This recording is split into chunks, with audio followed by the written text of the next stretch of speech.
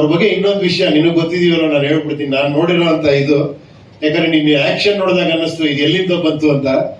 ಎಲ್ಲರೂ ಕಾಶಿ ಸರ್ನ ಬೇರೆ ತರ, ಅವ್ರ ಇಮೇಜೇ ಬೇರೆ ತರ ಅಂತೆಲ್ಲ ಅನ್ಕೊಂಡಿದ್ದಾರೆ. ಏನ್ ಹೇಳಿ, ಅವ್ರು ಮಾಡೋ ಸಿನಿಮಾಗಳು ಬಹಳ ಡಿಫ್ರೆಂಟ್ ಆಗಿ, ಬಹಳ ಕಾಮಿಡಿಯಾಗಿ ಅವರ ಕ್ಯಾರೆಕ್ಟರ್ ಕರೆಕ್ಟ್ ಆಗಿ ಸಿನಿಮಾಗಳು ಮಾಡಿದ್ರು. ಬಟ್ ರಿಯಲ್ ಕ್ಯಾರೆಕ್ಟರ್ ಅವ್ರದ್ದು ಹೆಂಗಿತ್ತು ಅಂದ್ರೆ, ಒಂದು ಸತಿ ನಾನು ಅವ್ರ ಜೊತೆ ಕೂತಿದ್ದೀನಿ, ನಾವಿಬ್ಬರೇ ಇದ್ವಿ ಅವತ್ತು. ಆಶ್ಚರ್ಯ, ಯಾರೂ ಇರ್ಲಿಲ್ಲ.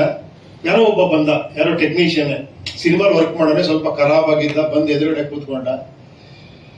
ಕೂತ್ಕೊಂಡು ನನಗೆ 25,000 50,000 ಕೊಡ್ಬೇಕು ನೀವು ಅಂದ. ಯಾಕೆ ಅಂದ.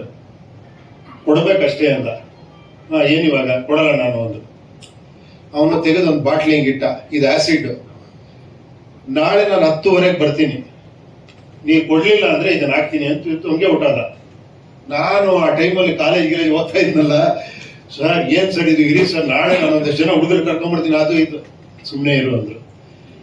ಸುಮ್ಮನೆ ಇರು, ಈ ತಲೆ ಕೆಡಿಸ್ಕೊಂಬೇಡ, ನಾಳೆ ಬಾಗಿಲು ತೆಗೆದೇ ಇರುತ್ತೆ, ಗೇಟ್ ತೆಗೆದೇ ಇರುತ್ತೆ, ಅವ್ನು ಬರ್ಲಿ, ನೀನೇನ್ ತಲೆ ಕೆಡ್ಕೊಂಡು. ಸರ್ ಹಿಂಗೆ ಸರ್, ನೀನ್ ಸುಮ್ಮನೆ ಇರು, ನೀನು ನನ್ನ ಜೊತೆ ಕೂತ್ಕೊಂಬೇಡ, ದೂರದಿಂದ ನೋಡು ಅಂದ್ರು.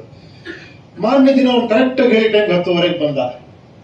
ಅದೇ ಬಾಟ್ಲಂಗಿಟ್ಟ, ಸರ್ ದುಡ್ಡು ಅಂದ. ಕೊಡಲ್ಲ ಅಂದ್ರು. ಏನಕ್ಕೆ ಕೊಡ್ಬೇಕಪ್ಪ, ನೀನೇನು ವರ್ಕ್ ಮಾಡಿದ್ಯಾ, ನೀನೇನೆಲ್ಲ ಇದು ಮಾಡಿದ್ಯಾ, ನೀನ್ ಏನಕ್ಕೆ ಕೊಡ್ಬೇಕು, ಕೊಡಲ್ಲ. ಅವ್ನು ಹಿಂಗ್ ನೋಡ್ದ, ಒಂದ್ ಸೆಕ್ಯೂರಿಟಿ ಇಲ್ಲ, ಯಾರು ಜೊತೆಲಿಲ್ಲ, ಒಬ್ಬರೇ ಕೂತಿದ್ರು. ಅವ್ನಿಗೆ ಮುಖ ನೋಡ್ದ, ಹೋದ. ಹೀರೋಯಿಸಮ್ ಅಂದ್ರೆ ಇದಲ್ವಾ ಹೀರೋಯಿಸಮ್?